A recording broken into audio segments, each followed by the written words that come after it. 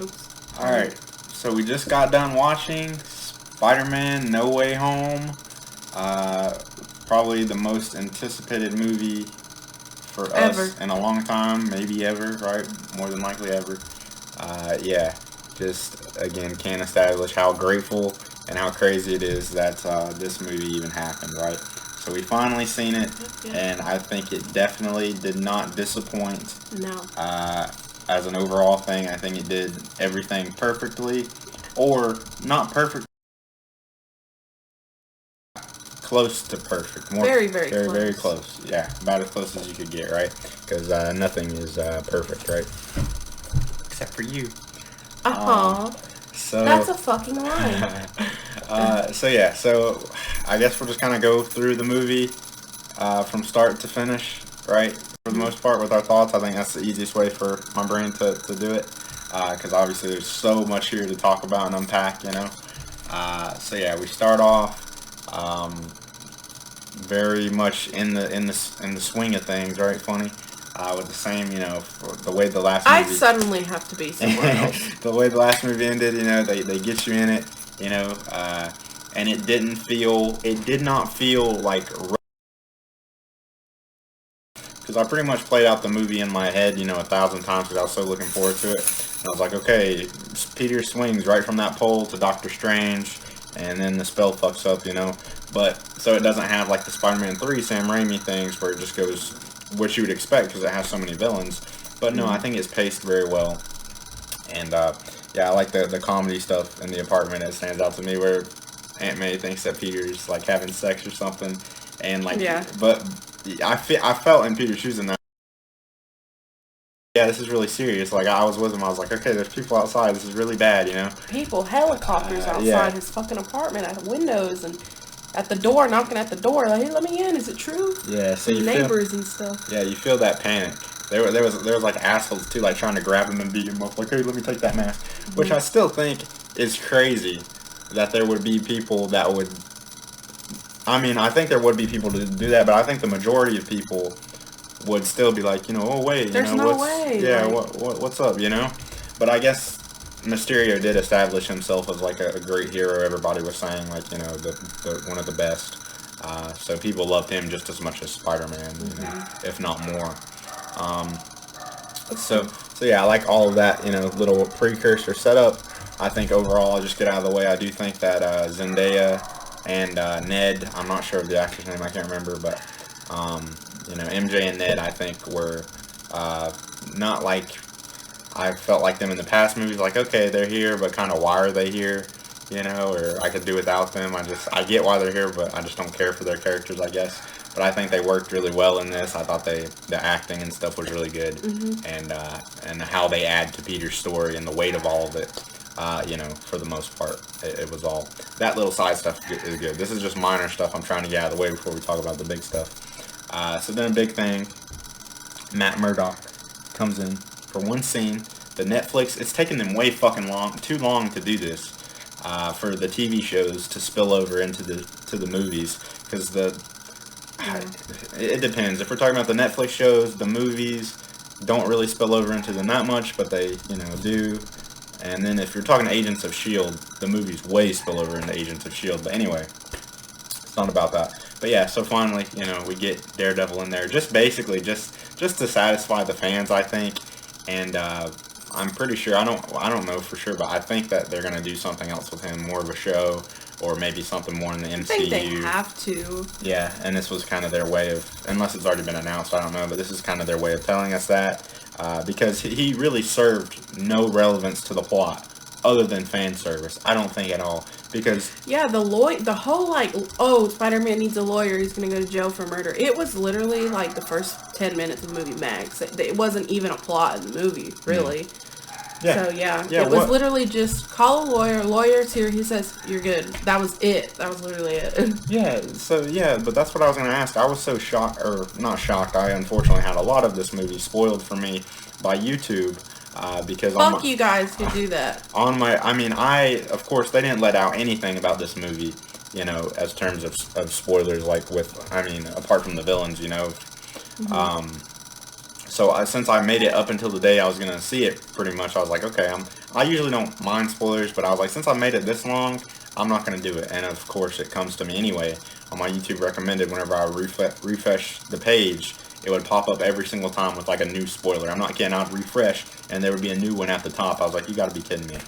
I just completely stayed away from all social media and YouTube in the past 2 days because, I mean, I was, and then I got up too close to the day that we were going to watch the movie, and then he was telling me, yeah, I've been spoiled like 4 times now, and I was like, okay, I'm not going to open YouTube. And the one time I did, something came up, but I just closed the app immediately. I didn't even see what it was. I was like, not doing it. Just... Yeah. I can wait a day or two to watch YouTube. It's whatever. Plus, I've just been rewatching all the Spider-Man movies upstairs anyway, so YouTube hasn't been the most used app for me lately.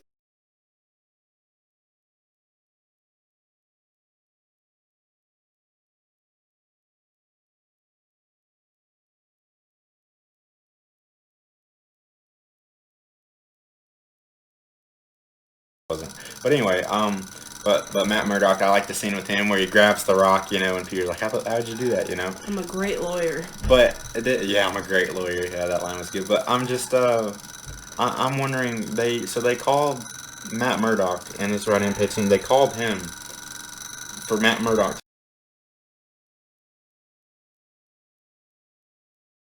The lawyer said to get a lawyer, right? Was that what happened? I'm confused. I don't... What was Matt telling them to do? He was telling Happy to get a better lawyer because Happy was gonna be going down for all the missing Stark equipment, but he told Tom Holland that none of your charges are gonna stick, so you don't even need me. Oh, okay. But Happy, you need a better lawyer. Oh, better than what he could provide, I guess. I don't know. But okay, so yeah, that was awesome. Nice little nugget there. Even just for one scene, you know, I can't complain. You know, I've of course, with all the returning characters in this, I would like for more, but I'm so grateful for what we got. So anyway, let's see. What else can we move on to? The villains, whenever Doc Ock comes through, he's the first one that you see, of course, and I love, you know, I mean, I can't describe the feeling, how much I loved it whenever he's, like, doing the things that I was thinking and talking about, like talking about the tech, like, oh, wow, that's cool, nanotech, whatever, you know, and not recognizing him as Peter Parker, and he has the line, him and Norman both get their famous, I guess, some of their famous lines. There's so many of them from the Raimi movies, but, you know, where's the power of the sun in the palm of my hands? Mm-hmm. Complete fan service, because there was a way that he could have said that, like, where's my fusion reactor, is the way that he probably would have said that, but they had him say the line to make the fans happy. And same with Norman too. You know, I'm something of a scientist myself. You know, their famous lines. Something that I think went a little unnoticed for you because you didn't mention it, or maybe you saw it and you thought it, but we haven't discussed it. We literally just got home. Seeing Tom Holland's like mood shift and the way that his face was like reacting to his spidey sense tingling was so good. I don't know why. Oh yeah. They really like. It made me nervous every time it happened. Yeah. They really like zoomed in on him, and he just looked freaked out. Like, what is happening? Yeah. I guess it's almost like, of course, we know that he gets a spidey sense, and he knows that it tingles. His tingle's going off. But I think maybe it was just a different kind of tingle, and he was just confused. Maybe that's why it was so like enhanced like that. But oh my god, it was so good. Every time it happened, I was like, what now? Yeah, they played that up a few times in the movie where I don't remember if they did that in Homecoming and Far From Home. I don't think so, but maybe we need to rewatch those still. But that was a good way to utilize it because it does build a lot of tension, like with him. Because they've had it in the other, you know, in the Andrew and Tobey movies, but they'll usually get pretty quick to what's going to happen right after. They do more of like a slow-mo thing where you like see in the distance what they're looking at or what they're sensing. But this one, it was just like 5 seconds of pure like music dropping, silence, cameras turning around him. He's like in this freak out mode for like just a few seconds, but it was very like effective in like fear factor. You get in his shoes of, you know, trying to trying to figure out like what's going on because you get that anxiety building with him, you know, waiting for something to go down. And that I guess I did kind of skip over the Doctor Strange stuff, but of course we can't touch on everything or we're gonna miss something, you know, because I didn't take notes because obviously I just want to keep glued to the screen for the whole time. But so the Doctor Strange stuff does play out pretty much like exactly the trailer. how you thought. Yeah, how you thought pretty much. I do like Peter and Doctor Strange just kind of bantering back and forth a little bit though. Whenever he's like, "It's sir." Yeah, or whenever he's like, "Wait, you didn't call the colleges?" Which I guess I've never applied to like a college, but I guess that's a mistake that kids would commonly make. And you know, Strange he was a surgeon, so obviously he's applied to some colleges, and he knows he's like, you didn't call the colleges, you didn't try, get out of here, you know. But by then it was too late. But yeah, their back and forth was good, and it was really good. And they're the whole. This is why I love Doctor Strange too. Their fight in the mirror dimension too. Yeah, that was cool. Those effects, yeah, are just awesome. Doctor Strange is a really awesome Avenger. And a small detail I liked after the fight was when Tom Holland came back to Zendaya, MJ, and Ned, and he was like, I kicked Doctor Strange's butt. Like, I actually won that. Yeah. Like, he was just, you know, because I guess he kind of knew that this guy's got more experience, and, you know, I don't know, but he was like, I won that. Yeah, I like that part too. And will Ned be some type of wizard thing in the future, mentoring him? I don't know what they're gonna. He's completely forgot all of that now. I guess I don't know, like how that works. He just did it with helping Spider-Man, but not his friend. Yeah, I don't know. It's a huge question how all that memory stuff works, but we'll get to that. Maybe they'll explain it more in the next one. Who knows? Yeah. So I could pretty much go over every piece of dialogue. I mean, I can't because I can't remember, but I'll tell you pretty much all the back and forth banter between the villains was good. So they nail something that I was worried that they just wouldn't want to pay attention to because, you know, it's primarily a Tom Holland movie. And, you know, it would require you to have seen the other movies to get it, which I guess you could also look at it as explanation. But they have Doc and Norman recognizing each other and be like, wait a minute, you died. I saw you on the news, you know? Or they're, you know, a little bit happy, relieved to see each other. And same with the Lizard and Electro, you know, they recognize each other too. You don't realize how many of these Spider-Man villains are like scientists until you get them all in one room and you're like, wow, there's a lot of, the same type of deal. But yeah, and then, so yeah, we'll get to every villain, I think. But yeah, so Doc Ock, I liked how they turned him good again, you know. I did like that. Yeah, and how the control, because I said that, I was like, the new technology in this whatever Marvel universe is going to get the best of them. Like, they can't compete with it. And yeah, right off the back, you see Doc Ock's arms get manipulated by the nanotech, you know? Yeah, cool seeing that. It was. That collide. So it was something that you could have a gripe about Spider-Man and having all this tech and really just being like, you know, an Iron Man, Spider-Man baby. But it was good. I liked it a lot. It made sense. Yeah. And it worked. And it was accurate, I think, to what would have happened actually. So I liked it. Yeah. And then also, like she was just talking about a little bit ago, Doc Ock having such a reaction to not even like the tech, but also the magic side too. They just don't have that, I guess. Yeah. Well, in Spider-Man 2, they did reference Doctor Strange, but I think it's just it's taken. Doctor Strange. Taken. Oh wait, that's taken. We can't use that. But you know, that was just a throwaway line, I guess. But whenever he's like sees the magic, he's like, "Whoa, how'd you do that? How'd you transport him?" Whenever I think most people in this universe, they're familiar with Doctor Strange, so it wouldn't be anything to them. They'd be like, "Oh, you're Doctor Strange, of course." But he's like, you know, "Whoa, magic! This exists," you know. And I just like that they paid attention to detail and did those things, you know, because they could have just kind of had him ignore it or whatever, just be crazy trying to get out. I don't know. I think the complaints that I have about the villains, and of course take this stuff with a grain of salt because it's just if I have to mention something because I really loved them. We're nitpicking. Super grateful for all of it. The Lizard and looked a little bit different, I think, than his movies. Sandman, the CGI on him somehow, and I just watched these movies a few days ago, so I don't think I'm that mistaken, but I think the CGI on the Sandman and even the Lizard did not look as good as it did in the other movies, right? And maybe that's because they were centering a whole film around them, so they really refined it. Whereas this, they're kind of just like, you know, not working on it as hard. Maybe that's why they didn't get a lot of screen time because they knew it wasn't as good. Yeah, maybe.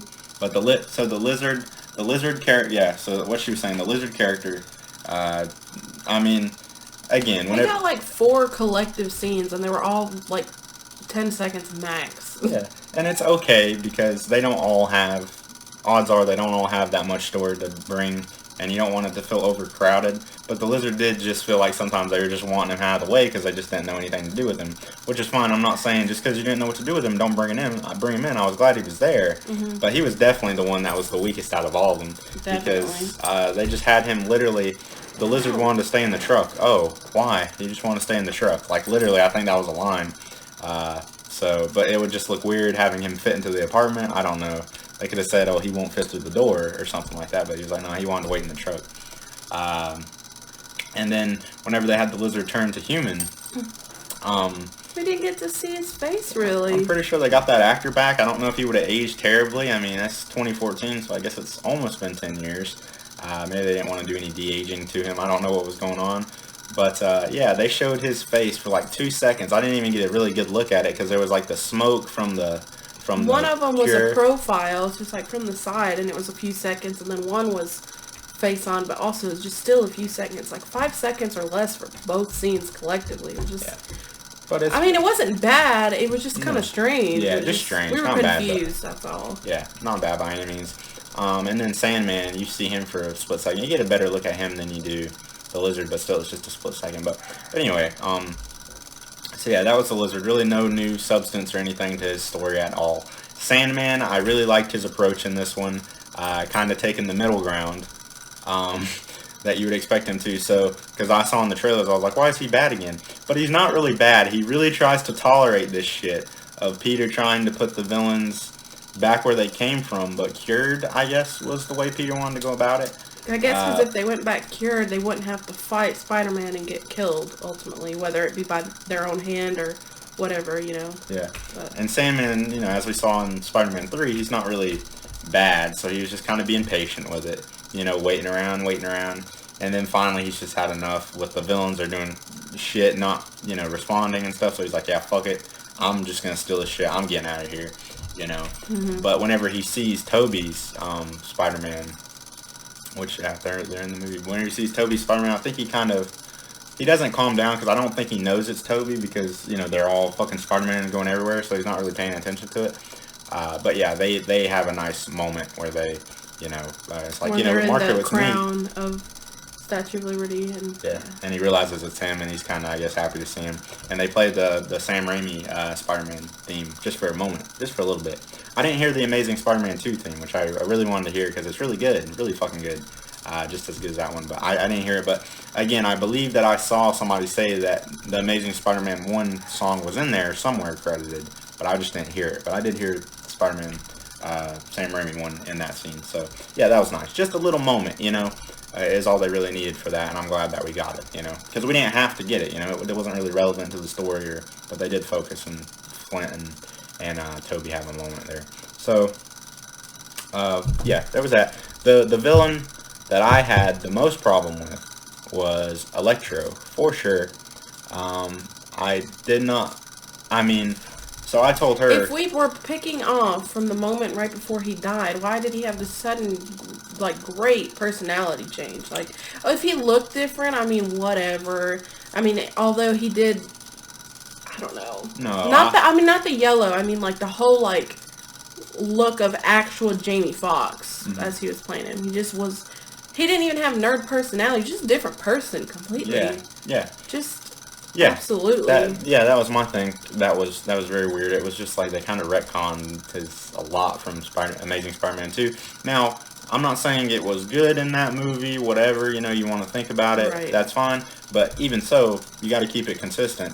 I think the only way they did that was he had a throwaway line where he was like, yeah, the electricity here is just different. It feels different. And at the end, when he got it taken away, he said, yeah, I'm just a nobody. That was really the only thing that it was any kind of relevant to the Electro we saw in Amazing Spider-Man 2. So I mean, maybe once the bully gets the power, then they start acting that way, and because we didn't really see him in Amazing Spider-Man, like, you know, kind of not out of conflict, like back into I don't know, but I think they should have had his, like, hair the same, I think, and because Because that was odd. You know, I get the electricity being yellow or he had whatever. a whole, like, almost buzz cut, like a nice actual haircut. Yeah, like a nice ass when did fade. you get Yeah, when did you get a fade, bro? I thought you just immediately came here talking about, oh, I was sucking up all this energy and then I was here, but I got a fade before I got here. Yeah. Like, what? Yeah, they had him blue, you know, of course, like in the movie, but that was just for a second, and then he starts sucking up the new power, and that's why it's yellow. So that's fine, okay. You know, power there is different, but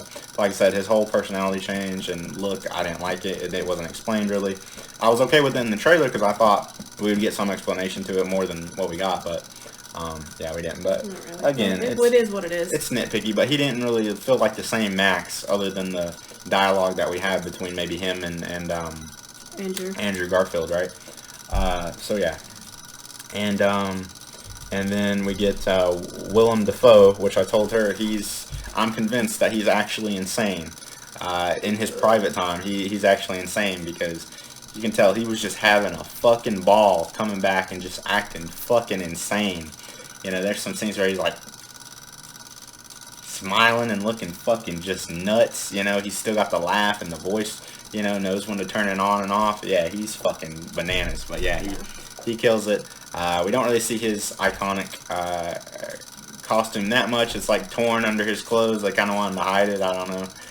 But I do like the reason he broke his mask, because it kind of called back to the Toby movies where it's talking to him and he finally just breaks it, you know. So I like that reason to get rid of really loved the scene where he went back from, you know, Norman to Green Goblin. I don't know what causes the shift or the change or whatever, but like I was saying with the Spidey sense thing, I mean, I heard him say something to someone right the scene right before it happened, and I heard the voice come out, and I looked at Tori and I said, uh-oh. Yeah, he's talking to Alfred Molina, talking to Doc Ock whenever he's working in his lab or something like that. I don't remember exactly what he said, but it was like 1 or 2 words max, but I heard it. I was like, oh god. Yeah. So, and then you see the whole Spidey sense tingle, and Tom Holland is like, this Spidey sense was longer, I think. It was like 10 or 15 seconds, and he was really looking around, and, you know, Alfred Molina was like, are you okay? Like, everyone was like, what's going on? And they were freaking out. I mean, even Electro was looking at his thing like, do I need to take this off? And like, that built up to it too, waiting for that thing to charge up. Yeah, you know, every blink was making a little click noise, and there was so much tension in that scene, even though I already knew what was going to happen, and he's obviously looking at Aunt May like, how do I get her out of here without arousing suspicion to everything, and just his brain just immediately, he webs his Willem Dafoe's hand onto something. Because he was trying to focus in, who's it coming from? Who's it coming from? It's coming from you. Yeah, I loved that scene so much. I really did. Yeah. So good, so much tension. They did so good with the tension in this movie. Yeah. Oh yeah, for sure. And I don't remember feeling those with other Tom Holland movies, so I really liked it. Yeah, went darker this time. So, and then we get when Goblin freaks out. I don't like that. Yeah, I don't like it either. That's why I changed it. But he freaks out and starts going through and fighting Tom Holland, and we get the death of Aunt May, which I think is surprising to me. I want to say I didn't expect it to be her. I knew there was going to be a big death in it, but I thought it. I want to say maybe Zendaya or Happy even. Maybe even Ned. I mean, anybody.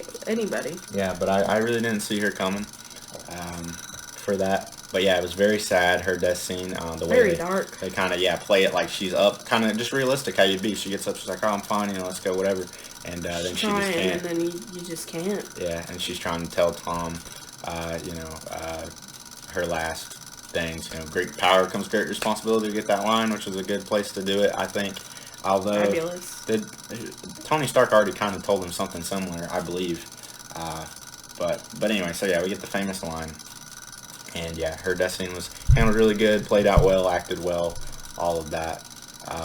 She played the part of a dead person really well. Yeah. Like most people lay there with their eyes closed, or they really are focusing on something, which she did as well, but she really played that dead body. Tony Stark died, yeah. The same way. But, really well. Yeah, super brutal. I liked her and Happy's relationship too. I mean, they were broken up, it was over. But poor Happy, man, at the start. It was a fling. We had fun. Yeah, he's fucking crying at her door. We broke up. Yeah, Tom's like, what, are you crying? We broke up. Yeah, and you can tell he's kind of loving every chance he can get to get back with her. Like, oh, you guys can stay in my apartment. Yeah, it's fine, come on. Come on, it's safe, you know. It's the only place you can be. Yeah, so that was good. But I guess I told her in the car, I was like, I don't think they'll be done with Happy because John Farabee or whatever, he's a big director. He's directed some of the Iron Man and Marvel movies, so he'll be around, I think, in some capacity still. But anyway, so then I think that would take us. Let me know if I miss anything. It's hard to recap a whole movie. But then, of course, we get to Tom and Andrew come in. Absolutely awesome. Toby and Andrew. Yeah. It made sense. For me, I liked how they did it. It made sense where Ned is, he's sparking and he's like, whoa, I can do that or whatever. That part I wasn't really sure if that was coming from him or the ring or a little bit of both. I'm not sure, but whatever. I'm going to skip over that because I don't really care. But he's like, oh, I wish I could see him. And Zendaya's like, oh, yeah, do that again. It seems to be working. Oh, I wish I could see him. And they're just calling for Peter Parker. And I guess they don't really think about it in the sense of multiverse of the other Peter Parkers. Maybe they think other Spider-Man, but not other Peter Parkers. So he calls for Peter Parker. And we see, I saw the iconic Andrew suit. And I was like, oh, my God. And watching him, turn around like someone's calling me. Runs towards and comes through, and everyone's cheering in the theater. Big old bug eyes. Yeah, I loved it. I loved it so much. And then I love the following scene where they're Zendaya's trying to figure out from him. Andrew Garfield, he's a really good actor. He still plays the part, falls into it well, and it feels pretty flawless with him. But so he's sticking to the roof, and he's like, "Is this enough?" She's like, "No, that's not enough. I need you to crawl." He's like, "Come on, I'm not gonna crawl. You can. This is enough, isn't it?" And the lady's like, Hispanic stereotype, right? She wants to clean. Hispanic. She wants to clean. She wasn't? No. Oh, she's Asian or something, I guess. Whatever, but it's funny. Can you get the cobweb? Can you get the cobweb? He's like, okay, I gotta get the cobweb, and he crawls over and gets it. Yeah, it's just I loved it. It was so funny, and Andrew Garfield does the funny stuff really well. So yeah, it was great. And then also I was gonna say, with the way that they kind of brought them in, just kind of open up the portal and they're there. It was very good. Great decision, I think, that they did not show them in anything. Because they didn't really have a climactic super way of coming in. So yeah, absolutely the right move. I think so too. Yeah. If you're gonna bring them in a calm way, then it's hyped by you didn't even know it was coming for sure to begin with. So yeah, and then we get Toby and Andrew kind of square off a little bit. Whenever Toby comes through, he's happy. Both their spider sense tingles about each other. They don't know why. Yeah. And I think that as soon as the web comes out of both of them, they're immediately like, wait a minute. Yeah, and they kind of face off a little bit. I love that. And then you get the really emotional scene with Peter crying over Aunt May, super brutal. And then they're kind of there to reference their losses in the past with him, which was good. How it changed them and how they don't want Tom Holland's Spider-Man to go through the same thing, where they essentially just get very angry and seek revenge and in places where they shouldn't have, or where it would have been acceptable, like Tobey Maguire's going right after the same dude. But Andrew Garfield says that he gets to a point where he's still being Spider-Man because he thinks that's what Gwen would have wanted, but he's just not pulling his punches anymore, just angry at everything. Yeah. I was a little bit disappointed. I say that in the smallest fraction because, of course, I'm so grateful for this movie, but that we didn't get a little bit more elaboration on what they had been up to. But of course, it's not their movie. We can't get into all of that. But like I said, we at least went down the branches. Maybe just not as much as I would have wanted. Just a little bit more. Yeah. I didn't want any specific crazy details or an exact timeline of where they're at or what they've done from this moment from that. But I did want a little bit, especially with Tobey Maguire, because same. I don't expect much from Andrew Garfield's storyline. He's lost his Uncle Ben. He's lost Gwen. He's probably just trying to figure life out, honestly. Just trying to figure out what he wants to do. If he wants to try to be with someone, just hanging out with Aunt May. I don't really expect anything crazy from him, but we don't know about Toby. Did he end up with MJ? Are they still on and off again? Did they get married and have kids? Because obviously he's older. I would have liked that, but yeah. Yeah, we pretty much end with Andrew and Toby at the same point. As far as we know what was going on with them, we are at the same point as what we were at the end of Amazing Spider-Man 2 or Spider-Man 3. Mm-hmm. Complication, relationship, between Mary Jane and Toby is complicated, but it's working out, right? And then with trying to be better. Yeah. And that's then, all he says to Dr. Octavius. He could have said something else. Just anything. Yeah, I think that they're not going to be able to do anything else with I know people want Toby's Spider-Man, like to have another Raimi movie. I just don't think it would work. Toby's too... OLD. He's just too old. Yeah, I'm not going to say he's out of shape, because, I mean, he's 50 years old, right? He's a full, beyond a grown-ass man at this point. He's on the down slope, right? He's on the down slope. Because he looks kind of just, skinny. He looks old. I mean, he is. So, so they could have ended his trilogy in a nice, chef's kiss with I got kids, Mary Jane waiting back home for me. That kind of thing, and that would have been cherry on top. But they didn't. It's really simple too, just like a 1 or 2 sentence thing. Yeah. A little disappointed about it. Still, like you said, grateful to see. I'm glad this movie was made. Yeah. But especially for how it ended, we just wanted just a little bit more, especially from the iconic very first Spider-Man. I mean, it's been so long since those movies were made. Yeah. Everybody's got questions. So. Yep. I don't know. And with Andrew Garfield, I think they could still. I think he's still young enough. I mean, he's not young. He didn't even look like he aged, to be honest. No, I think he's still at an age where you could do another 1 or 2. But even so, with them, they still capped it pretty much at Amazing Spider-Man 2. He fought the Rhino, he defeated Rhino, and that's pretty much all we got. He went a little bit down a darker path.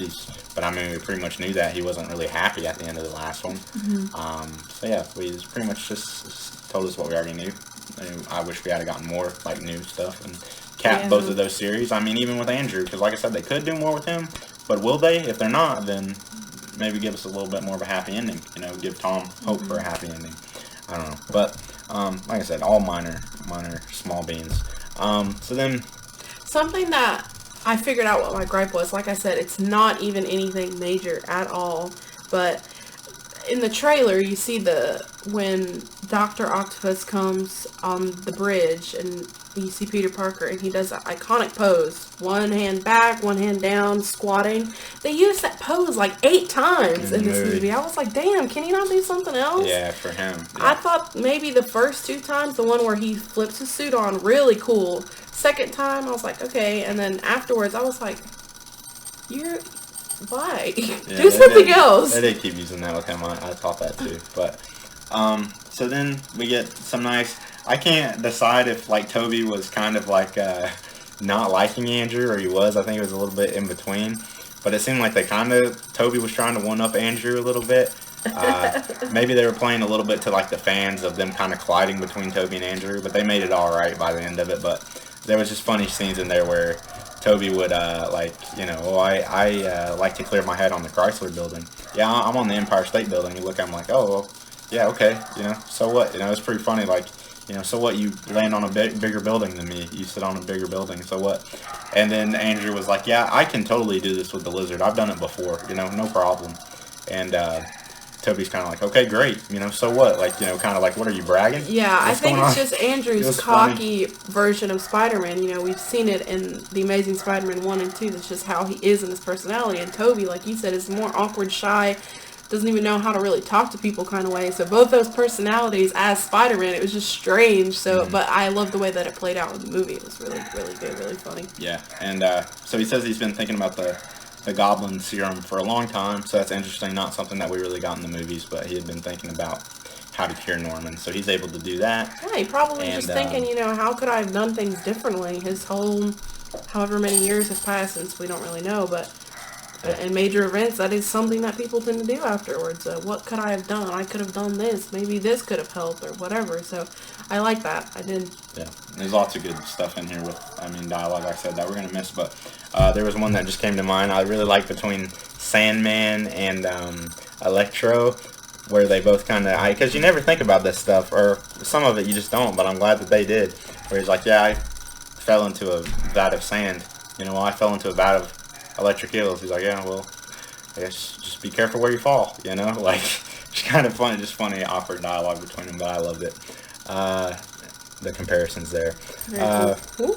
So yeah, I think we touched I think they were doing a reference to the meme that they have with all the Spider-Mans pointing at each other, the meme I'm talking about? whenever some of the Spider-Man cartoon, yeah, the old one. When they're in the lab and Ned calls them and they're like all pointing like, oh, Peter, oh, this one, that one, no, yeah. It's like, hey, Peter, and they're all like, yeah, and he's like, well, Peter, and like, hey, buddy, we're all Peter.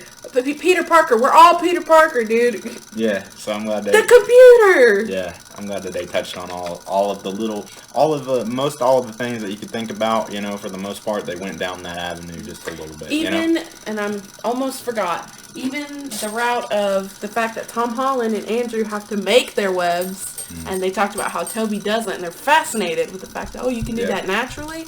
How does it happen? He's like, well, it's not like I do it. I like subconsciously, like breathing. You don't manually tell yourself in and out all day, or pump your own blood. It just happens, you know. Yeah. But they're so fascinated, and they're like, if it's too personal, you know. He's like, no, there's not really an explanation for it, you know. It just does it. Yeah. I think even at one point, of course, they were all flinging around. I couldn't tell, but I think that Andrew or Tom got Toby's web on their face. And they're like, oh, gross. Yeah, because it comes out of him, right? So it's kind of like, oh, God. It's like a bodily fluid. Yeah, so. So I love that they had a conversation about that, you know. I mean, like I said, they think of every avenue for the most part. What else, you know, you get... Oh, Willem Dafoe, he's wondering about Harry, too. Oh, yeah, and then speaking of Harry, you know, you get Ned hearing about how... it was comical whenever he's... The way Toby said it, the way he gave the line. I mean, the guy can't help but produce memes. He said, stuff. Do you have a best friend? He's like, I did. He died in my arms after he tried to kill me. Ned was like... He was like, it was pretty tragic. You know? And Ned's like, oh, shit. But he's not... The way they said, he's just like not even phased at what they said. Which, of course, all his time has gone by. But to someone that you just met, Ned was like, what the fuck, basically? Yeah. Well, that's my thing. I'm wondering, because we could kind of get a sense of when Doc Ock came through the portal. Or I guess, but like, what point in time were they all at, you know? How long after each event? Of course, we can't really get all that, but I would have liked to kind of seen it, or... I don't know what they were doing right whenever they came through, because Toby, you know, he's clearly, they didn't try to DH him, so clearly it's been years for him. Doc Ock even has a line with him, which is nice. He says, you're all grown up now. Yeah, my boy Peter, my boy, you know, you're all grown up, happy to see him. And so it's like, you know, how much is he talking? Is he just saying that like a time has passed between Spider-Man 2 and 3? Or has it been like years and years and years for you? It doesn't really seem like it when he talks about his relationship with Mary Jane, because he's like, we're still working on it. But there's no fucking way that they can expect us to look at him and think, oh, it's right after Spider-Man 3. I think that maybe they're assuming like maybe 5 years or something. Because I feel like they don't want it to be super long just because Andrew Garfield's timeline doesn't line up for it. But I think once, for the villains anyway, once they... died or were in, I think they probably have been held in wherever they're at before they get to Doctor Strange and to Tom Holland's universe. I think that the time for them doesn't feel like it's passed, but there has been time passed, because I don't know how multi-universe travel goes, but like I said, I don't think the time shift happened for them because they weren't there, you know, but... Yeah. But for the other Spider-Man, it has. But how long, that's our question. We just don't know. Maybe someone out there does know. Yeah. Maybe they really sat down and... Or something, yeah. Maybe someone sat down and really analyzed every detail of, oh, well, he said it's been this long since whatever. Or maybe someone out there has it figured out. I don't know. But, so yeah, one missed opportunity that comes to mind with Toby, I told her, I would have loved... And I think they would have done it if they had a thought about it, but they didn't think about it. Having Toby have a scene where he sees the same Jameson, and because they did let some scenes breathe. Like, I mean, Toby and all the Spider-Mans just kind of talking back and forth, you know, talking about Venom. Yeah, I fought an alien. I fought a rhino. You fought an alien. That's cool, you know. I fought an alien in space. Yeah, like Thanos. Just letting it breathe a little bit back and forth, talking about how Max used to not be this way. Like, yeah, just let it breathe. But I would have loved for Toby to have seen Jameson. And then been like, you know, oh, what the hell? This guy's here too? You know, you gotta be kidding me, you know? Or like take his like camera or something, iPhone, and smash it. He'd be like, oh, an iPhone. You know, what is this? I don't know if Toby knows what iPhones are, right? It's been so long. Yeah, I mean. But yeah, but no, they did good. I'm satisfied. Like I said, they went down every branch, just not as much as I would have wanted, but they did it. So let's see. What else? And then we get the last fights between the Goblin and let's see, the Goblin and Tom Holland, and we get it kind of come full circle. Don't go there yet. I want to say something about them fighting all of the villains at once, just kind of juggling all of them, and then they have a little tiny 5-second meetup, and they're like, "This isn't working, guys." He's like, "We got to work as a team," and both the other Spider-Man, not Tom Holland, they're like, "I don't know how to work as a team. I've always worked alone. What are you talking about?" And Tom Holland says, "Oh, don't worry, you guys. I was on a team. I was on the Avengers." And they're like, "Oh, yeah. What's the Avengers?" Yeah. Andrew Garfield goes, "Were you in a band?" Like, it's just, it's funny because they don't have that in their universe. So, and it doesn't have the time to explain. He's like, we don't have time. Just coordinate your attacks. I don't know what else he says, but just trying to give team advice. And it's funny. Yeah. Really funny. Yeah, I forgot about that. Yeah, I like that too. And it's crazy seeing them all like flail around all frantically. You know, it looks crazy, and they're bumping into each other and stuff, like she said. So that was a nice. Yeah, I think Tom Holland Spider-Man tries to web something out so he can get out from underneath of something, and the other Spider-Man falls and cuts the web off, so he can't do it. He's like, yeah, and small details that make it. Yeah, and they make sure they have a moment like with Electro and Andrew, where they kind of close out their story, like, you know, you're. Oh, that was something that Toby told Peter, or Toby told. There's so many fucking names here. That's something that Toby told Andrew that was kind of annoying. He's like, "You're amazing, man. You're amazing." It was Amazing Spider-Man, I think, is what they're going for. Yeah. You know, but yeah. So Electro and Andrew have a scene where they kind of resolve. Oh, that shit was funny too, because I forgot that he had never seen his face before under the mask, and he was like, "I thought you would have been black." Yeah. That shit was funny as fuck. I was like, "Oh my god." So you live in the Queens, you're poor, you're young. I don't know what else he said, but like, "Oh, I'm sorry, man. I thought you were. I was hoping somewhere out there's got to be a black Spider-Man, right?" Yeah. And we're all thinking Miles Morales. Yeah, not at Miles Morales, but that shit was fucking funny though. It was. With Jamie Foxx saying that.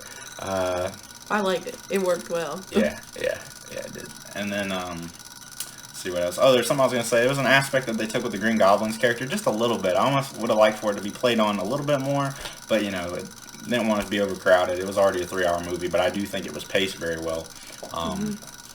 For the amount of content that was in there. Yeah. If they would have put it in a regular 2-hour movie, it would have, or 1.5, it would have been another Spider-Man 3 issue where it was good, but it was just too much, you know. But I'm glad that they just decided to just make it longer, because most of the people who are there, no offense to Tom Holland, I think it's like 80% are there for Toby and Andrew, and 20% are actually there because they follow the Tom Holland movies themselves. They're their favorite, but most people are there to see the OGs come back, you know. So but either way, everyone loved it, I think. I haven't seen any reviews yet because we just got home, but if I see any out there that they're like, "Oh, I hate this movie," I'm just going to be really fucking surprised. Yeah, I'd be curious why, but I don't think so. But no, a dynamic that they took with the Green Goblin's character that I didn't think of is he's broke in this universe. He doesn't have any money, you know, and he ends up at a homeless shelter going around, you know. He's like, "There's no Oscorp, you know, my company, my son, you know, I don't have anything," right? And he's stealing donuts. He's stealing food, because he's poor and he doesn't know how to react to that, you know. I mean, he's flat broke because he's always been so rich. I didn't even think about that dynamic of his character, but I did like that touch too. So then let's see, but like I said, it's gonna be tough to hit on every nail. But we get kind of full circle. The Goblin almost getting stabbed with his own glider because Peter I think he heard them say that he got impaled by his own glider, so he was going to go for it again. Toby is the one to stop him this time, you know, and save him, which was a nice, you know, I didn't know how it was going to play out when we saw him. You see him reach for it and you see a little bit of like a tense build up to it. I didn't know if they were going to let him make his own decision, you know. Listen, like, them look at each other like, we did the same thing, you know. Maybe he needs to do this to understand what responsibility and being Spider-Man and losing people and not holding grudges because you are Spider-Man. You can't do that. Maybe he needs to learn that lesson. But I did like that. Either way, I would have liked it, but it was good. It was good. Yeah, and so then Toby gets stabbed, which I do think that was done to scare the fans, which it did me. And it scared me too. Yeah, because you think out of all the Spider-Man, he's the one that you could end off with because he's get rid of because his story's pretty much complete. He's just clearly too old to be Spider-Man anymore. Which again, I'm curious how much they were playing into that. Like they had a reference in here. I forgot about his back. Like crack my back, which was a reference to Spider-Man 2. Him when he falls on the cars and he's like, oh, my back. Yeah. So, yeah, I'm glad they had that in there. There's so many lines you could have brought in from those movies. We said whenever they disappear, he should have been like, see you, chump. And when, shut up. And when they talk about the web blocks that they've had at some point where they're, well, it's not as cool when you're talking about Tom Holland and Andrew Garfield. He's talking about, oh, yeah, my web shooter was fried out by Electro, or I ran out of web and because I gotta make more and whatever. And Toby's like, oh yeah, I've had a web block before. And I'm like, what's that like? And he's like, oh, just existential crisis stuff. Yeah. I love it. It was all so good. Yeah, they let it breathe for the fans for sure. When they didn't have to, it could have been a little bit more tight, but I'm so glad it wasn't. I think they knew that if they were going to do it, they were going to have to do it right. They're going to have to, Because the way it ends off, I don't think that we'll see any of these characters again. I just couldn't see how, but, maybe. But I'm leaning more towards not. And like I said, I think they did it well. I don't feel the need for them to come back. Of course, I'm not going to be opposed to seeing any of them come back, but I'm happy with how it went down. So. Yeah, especially for the villains, I think it ended a little bit storybook ended nicely, but that's why I would have liked for Toby and Andrew, because they kind of, like I said, just kind of ended up where we last knew them to be for the most part. But anyway, so we get Tom comes to the realization, which I'm really still not sure how this spell stuff works. I guess I'll either have to watch the movie again or see where it goes in the future. But everybody forgets about Peter Parker, but not Spider-Man. So again, does that mean he loses all of his Stark tech, all of his pictures with him and somebody else in there? Does that all go away? I'm really not sure exactly, I think so. But yeah, maybe. So yeah, nobody remembers him, which is a super dark and sad existence, really, whenever you think about it. Having to get MJ to hopefully maybe love him again, or get Ned to be his best friend, or maybe explain to him. I think he had like a whole list explaining everything to her that he was trying to give to her. But I'm sure we'll see in another movie him go through with it and give it to her, and them do something out of that maybe. But yeah, and we forgot to talk about my favorite part of the movie, where MJ falls. Oh, we did, yeah. And people were saying that has to happen, and it did. And Tom Holland tries to save her. I don't remember exactly what happened. I think something grabbed him. I think it was the Goblin's glider. Ended up pushing him out of the way. But you see Andrew, he yells no, and he jumps off and goes after her, and he saves her. And the way that they hit the ground, it was so close. Like when Stacy, the bounce, the whole very just right there, the way they had the camera set up, everything was just.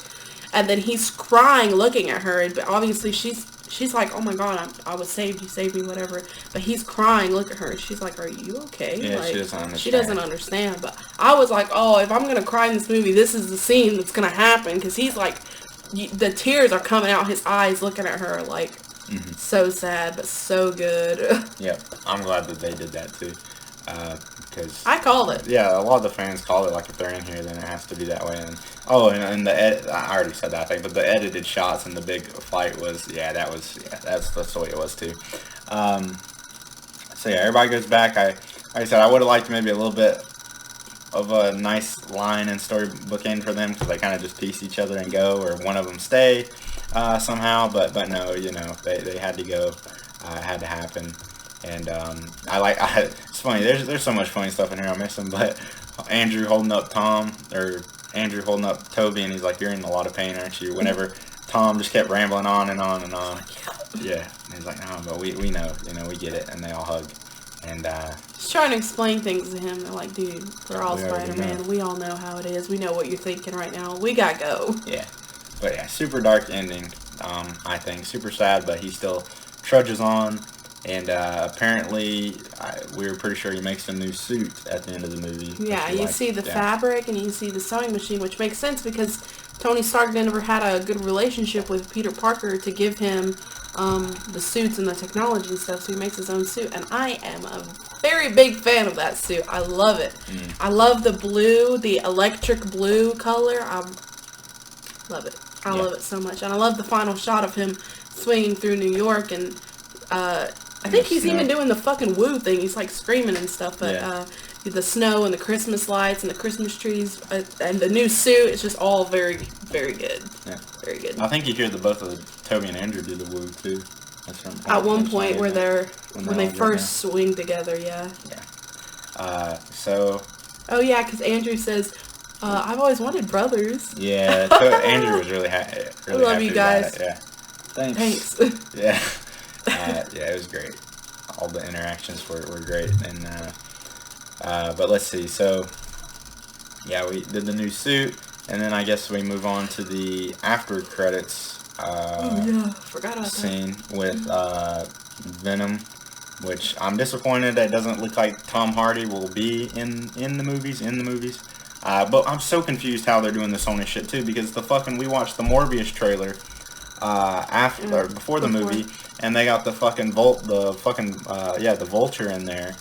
And like Spider-Man painted on the wall, so I don't know what the fuck they're doing, But I don't know. Maybe Sony and Marvel are just like, let's just stop hashing it out and just get these movies out the way that we intended to, and just work together on them. Because honestly, it's just more hassle than it is any good. And, I'm surprised that they didn't. I said that Thursday. I'm surprised they didn't have the Scorpion in here as a villain, because they set him back up in Homecoming. I don't know why they haven't done anything with him yet. And I think that would have been good, because as I was telling him, all of these villains were, and I know it was because the multiverse, like all of these villains were the other Spider-Man's villains. There was no Tom Holland specific villain, so I think that would have been fine.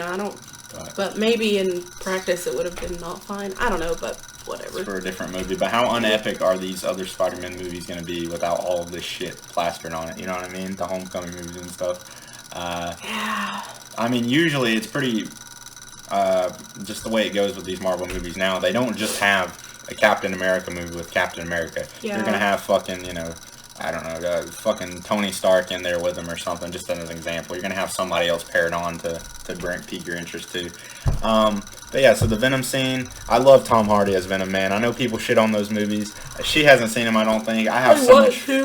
Yeah, I have so much fun with them though. They're funny, dumb fun. They're on the good side of that kind of dumb funniness. And so I'm disappointed that we won't see more of him in the MCU. It doesn't look like, but at least they brought him in. Like, I don't know if it was necessary to bring him in, to bring Venom into the this MCU, but I'm glad that they did, and they found a way to do it with the multiverse.